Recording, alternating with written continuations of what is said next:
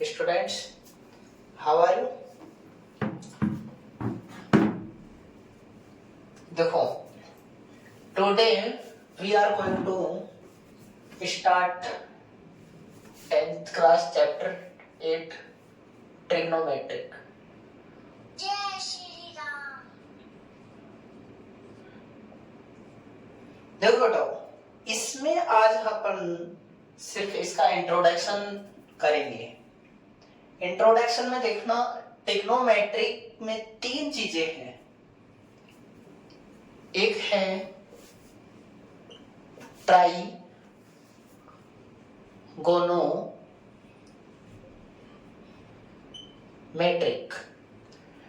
Try का meaning आप सभी जानते होंगे। Do you know try? It means 3 गोनो साइड्स एंड मेट्रिक मेजरमेंट, यानी एक ऐसा डायग्राम जिसमें हमारे पास 3 साइड हो, 3 एंगल हो, उनके बीच में कोई रिलेशन के बारे में अध्ययन किया जाता है, उसको अपन क्या कहते हैं? ट्रिग्नोमेट्रिक। यानी the branch of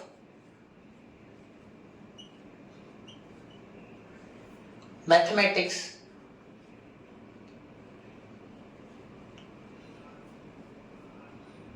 that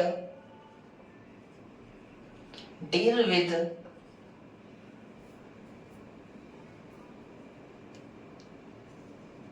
sides and angle, या फिर कह सकते हैं रिलेशन बिटवीन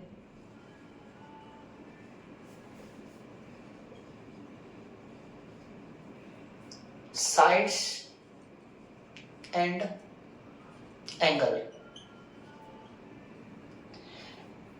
पूरी ट्रिग्नोमेट्रिक में अपन सिर्फ एक राइट एंगल ट्राइंगल के बारे में ही अध्ययन करेंगे। 10th क्लास तक सिर्फ राइट एंगल ट्राइंगल के बारे में ही अध्ययन किया जाता है। इसमें हमारे पास ये लेग होती है, इसकी दोनों, ये दोनों लेग्स होती हैं। इसको हम थर्ड साइड कहते हैं। ये थर्ड साइड होती है, इसको अपन हाइपोटेनियस के नाम से जानते हैं। क्या कहते हैं इसको? हाइपोटेनियस। यहां तक स्क्रीनशॉट ले सकते हो आप। To discuss about right angle triangle, this is right angle triangle. आप सभी ने पढ़ा होगा कि जितना बड़ा एंगल उतनी ही बड़ी उसकी अपोजिट साइड होगी। तो इसकी अपोजिट साइड ये है, इसको हाइपोटेनियस के नाम से जानते हैं। ये बेस होता है और ये परपेंडिकुलर। परपेंडिकुलर मतलब एल्टीट्यूड, हम इसको एल्टीट्यूड के नाम से भी जानते हैं। अब देखो, जैसे जैसे थीटा चेंज होगा वैसे वैसे इसकी बेस और परपेंडिकुलर भी क्या हो जाएगा? चेंज हो जाएगा।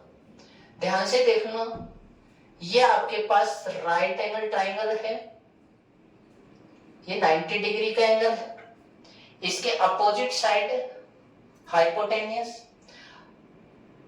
अगर हम इसको थीटा मान रहे हैं तो थीटा के सामने परपेंडिकुलर होगा, बाकी अदर साइड बेस हो जाएगी।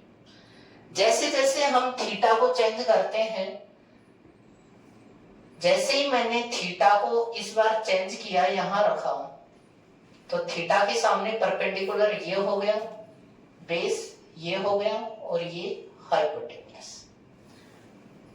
यहां तक आपको क्लियर हुआ कि नहीं हुआ? देखो देखो,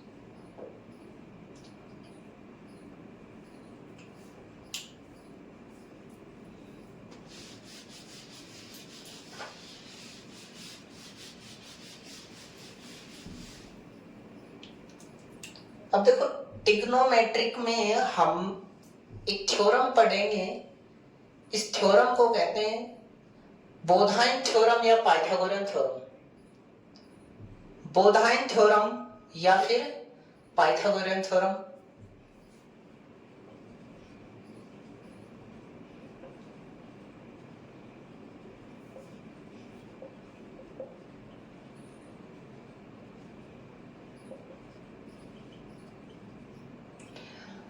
पाइथागोरियन ने क्या स्टेटमेंट दिया कि इसका हाइपोटेनियस का whole square is equal to perpendicular whole square plus base का whole square. The sum of square of perpendicular and base square of base is equal to square of hypotenuse. ये इसने statement दिया। आज अपन इसी के बारे में पढ़ेंगे। ये कहाँ यूज होता है? जब हमारे पास एनी टू साइड गिवन हो और थर्ड साइड हमें फाइंड करनी हो, तब हम इसका यूज करते हैं। फॉर एग्जाम्पल, जैसे एक ट्राइंगल दे रखा है A B C, then A B is equal to 24, BC is equal to 7. Find the value of AC. If in triangle ABC whose AB is equal to 24 centimeter and BC is equal to 7 centimeter, then find the value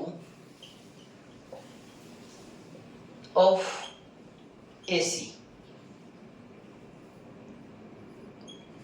देखते हैं, solution देखते हैं एक बार। देखो यहां क्या है क्या नहीं है, इसको थोड़ी देर के लिए थीटा मानते हैं। थीटा इज इक्वल थीटा के परपेंडिकुलर साइड, ये परपेंडिकुलर, ये बेस और ये hypotenuse. We are using Pythagorean theorem.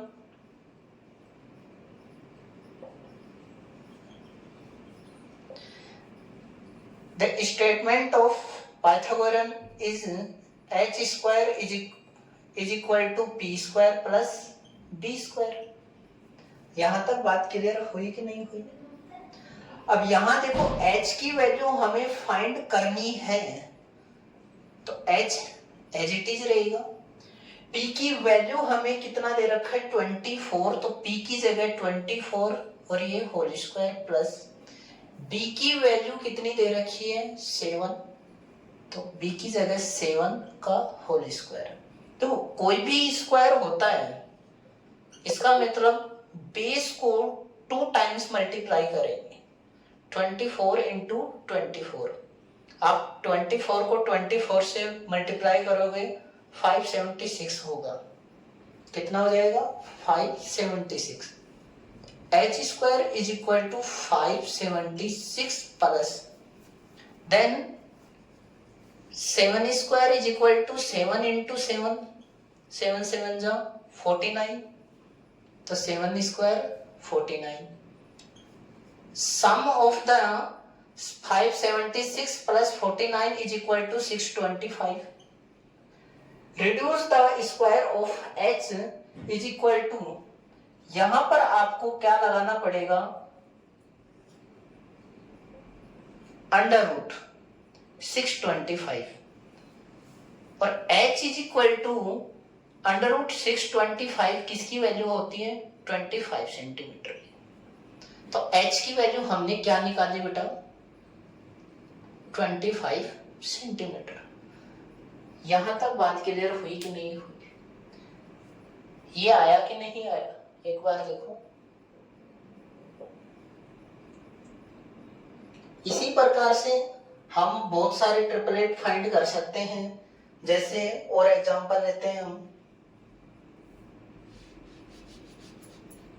Suppose that this value is 4 and this value is 3।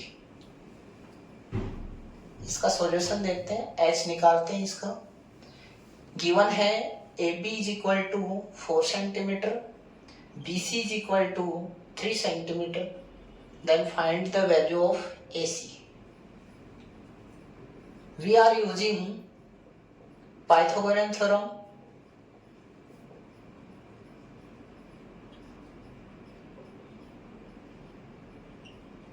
The statement of Pythagoras theorem is h square is equal to p square plus b square. तो यहां से देखें तो theta is c, then opposite side is equal to perpendicular, this is hypotenuse and this is base. तो यहाँ value put करते हैं हम। तो h की वैल्यू हमें फाइंड करनी है, h square is equal to p की वैल्यू देखो, p इज इक्वल टू 4, तो p की जगह 4 लिखेंगे और इसका होल स्क्वायर, प्लस b की वैल्यू कितनी है 3 और इसका होल स्क्वायर, या h का whole square is equal to 4 का स्क्वायर करेंगे, 4 square is equal to base को 2 टाइम्स मल्टीप्लाई करेंगे, 4 इंटू 4 इज इक्वल टू 16, तो square of 4 is 16 plus square of 3 is 9। आप इसी प्रकार से 3 का स्क्वायर निकाल सकते हो, 3 इंटू 3 इज इक्वल टू 9। ठीक, the sum of 16 and 9 is equal to 25। यहां से स्क्वायर को रिड्यूस करेंगे तो क्या आएगा, रूट 25, यहां रूट लगेगा, तो h is equal to root 25 is 5, तो h इज इक्वल टू कितना है बेटा 5 सेंटीमीटर। देखो एक बार,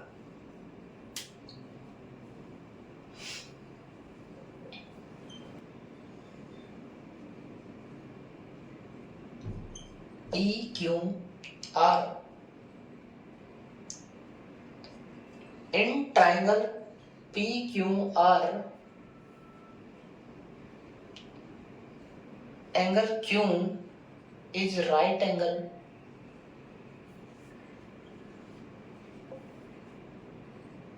whose PQ is equal to root 3 and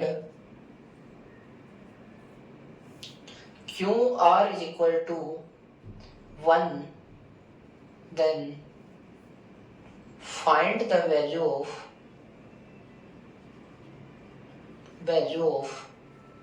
PR। आपके सामने एक क्वेश्चन है, इसमें अपन आज सीखेंगे PR कैसे निकालेंगे। तो देखो सॉल्यूशन इसका, we are using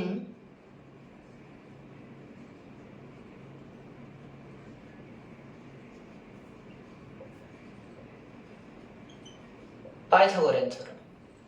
The statement of Pythagorean h square is equal to p square plus b square. Then we know that this is right angle triangle. The opposite side of right angle triangle is hypotenuse and let r is theta. Then this value is perpendicular and this is base.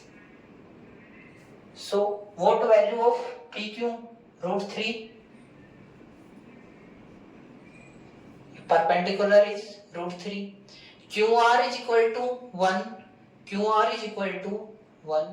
Then PR find करना है हमें, तो h square is equal to p, perpendicular की value देखो root 3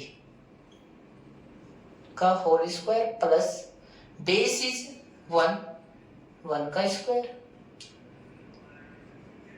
h square is equal to root 3 का whole square. देखो root से square cancel हो जाता है तो क्या आ जाएगा 3, तो 3 प्लस 1 square of 1 is 1, h square is equal to 3 प्लस 1 is equal to 4, h is equal to, यहां से स्क्वायर हटाएंगे रिड्यूस करेंगे हम स्क्वायर को, तो इधर 4 रूट होगा,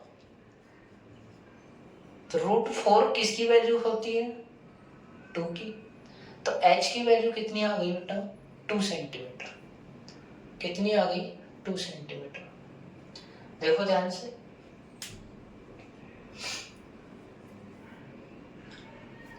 A B C. In triangle ABC, angle B is right angle whose AC is equal to 8 centimeter and BC is equal to 2 centimeter, then find the value of AB. इस question का answer आप comment section में दोगे और इसी के साथ अपन आज के लिए काफ़ी है और कल मिलते हैं फिर अगले नेक्स्ट टॉपिक से और लाइक एंड सब्सक्राइब